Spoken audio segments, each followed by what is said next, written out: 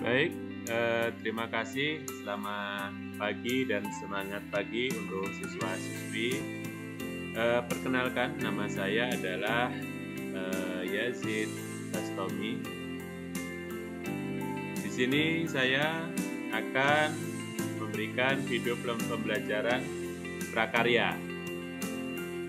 Di media pembelajaran prakarya ini, di bab pertama saya akan menerangkan kerajinan dari bahan serat alam. Nah, tujuannya apa? Di awal pembelajaran ini, tujuannya adalah untuk mewujudkan rasa syukur kita tentang keragaman bahan serat alam yang ada di Indonesia. Nah, kemudian tujuan yang kedua yaitu adalah menyatakan pendapat tentang keragaman karya kerajinan, serta untuk mengungkapkan rasa bangga dan wujud syukur kepada Tuhan Yang Maha Esa. Kemudian tujuan yang berikutnya adalah memahami kemasan produk kerajinan dari serat alam agar tetap awet dan lebih bernilai ekonomis, serta mengidentifikasi fungsi bahan, alat, dan proses yang digunakan dalam pembuatan karya kerajinan serat alam. Nah, yang pertama adalah jenis bahan dari kerajinan dari serat. Tentunya jenis bahan yang kita gunakan untuk kerajinan itu ada sapu lidi, tas anyaman, serta atap jerami. Itu adalah merupakan produk dari kerajinan bahan alam yang berbahan serat yang sering kita manfaatkan dalam kehidupan sehari-hari. Kemudian, mari kita mengenal produk kerajinan. Jenis bahan kerajinan dari serat alam itu adalah kita bisa menggunakan bahan dari enceng gondok, kemudian kulit jagung, ada pelepah pisang, daun pandan, sabut kelapa, serta tali ejel. Nanti akan kita bahas satu persatu. Yang pertama adalah enceng gondok. Nah, tanaman enceng gondok ini bisa dibuat berbagai kerajinan tangan karena memiliki serat yang cukup kuat. Nah, agar mudah dibentuk, enceng gondok sebaiknya dikeringkan terlebih dahulu.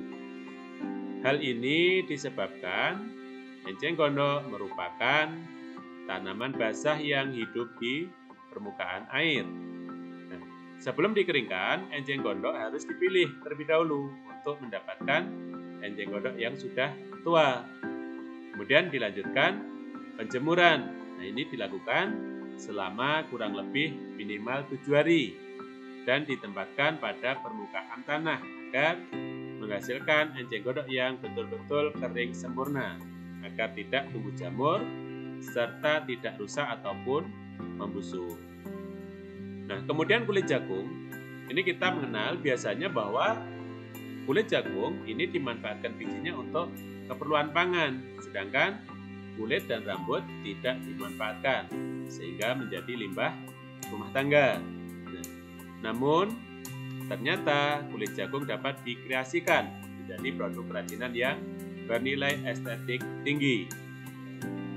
Kemudian, kerajinan kulit jagung dapat dibuat menjadi aksesoris pajangan atau barang yang bermanfaat lainnya.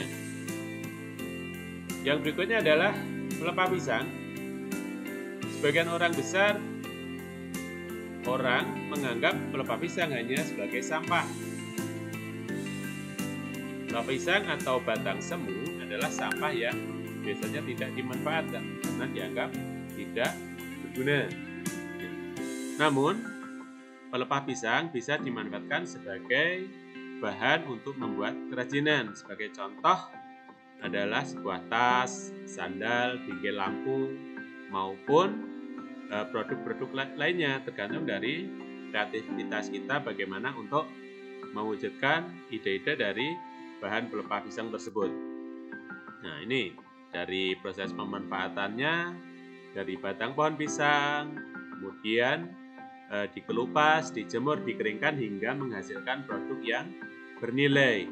Yang awalnya batang pohon ini kita menganggapnya sampah yang hanya dibuang, tapi dengan menghasilkan produk kerajinan, maka akan menghasilkan nilai ekonomis yang lebih tinggi. Kemudian daun pandan yang pada umumnya digunakan sebagai bahan pewarna alami atau penyedap makanan. Namun di sini juga kita bisa jadikan sebagai produk kerajinan. Kemudian sabut kelapa ini juga sama ya. Jadi sabut kelapa itu seluruhnya bisa kita manfaatkan. Jadi selain untuk kerajinan, dia juga mempunyai nilai yang estetik. Tali ejel ini biasanya digunakan sebagai bahan utama ataupun bahan pendukung di dalam membuat kerajinan tangan. Nah, tali ejel ini adalah lilitan yang terbuat dari daun ejel. Nah, daun ejel berasal dari pohon sejenis palem yang bernama gebang. Nah, untuk tali ejel ini bisa diperoleh di berbagai toko-toko. Contohnya seperti ini. Nah, ini adalah produk tali ejel yang dijadikan menjadi produk kerajinan tas. Nah, itu adalah beberapa dari bahan serat alam yang sudah dibuat menjadi produk kerajinan. Nah, tentunya dari apa yang sudah tadi kita lihat atau sudah ditampilkan tadi, tentunya dari hasil produk agar lebih menarik maka diperlukan adalah kemasan. Nah, kemasan dari produk itu bisa mempunyai fungsi serta tujuan. Nah, fungsi dan tujuannya adalah dijadikan sebagai wadah, kemudian bisa menjadikan sebagai perlindungan, memberikan kemudahan, serta memberikan keterangan mengenai sesuatu yang dikemasnya. Sedangkan tujuannya adalah untuk memberikan pelayanan pada konsumen. Jadi agar lebih nyaman. Nah, kemudian memberikan suatu ciri tertentu pada sebuah produk sehingga membedakannya dengan produk lain. Serta tujuan yang lain adalah memberikan daya tarik pada barang yang akan dibeli oleh konsumen. Nah, cara pengemasan itu dibagi menjadi dua, cara kemasan secara tradisional dan pengemasan secara modern.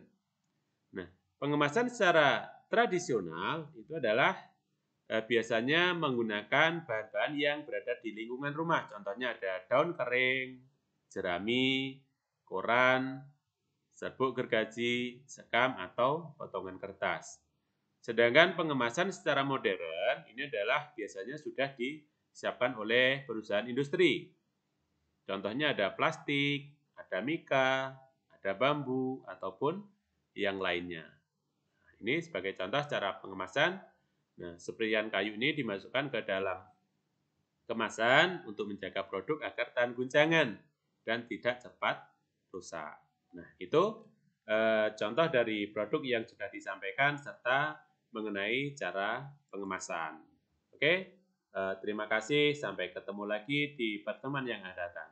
Sampai jumpa. Assalamualaikum warahmatullahi wabarakatuh.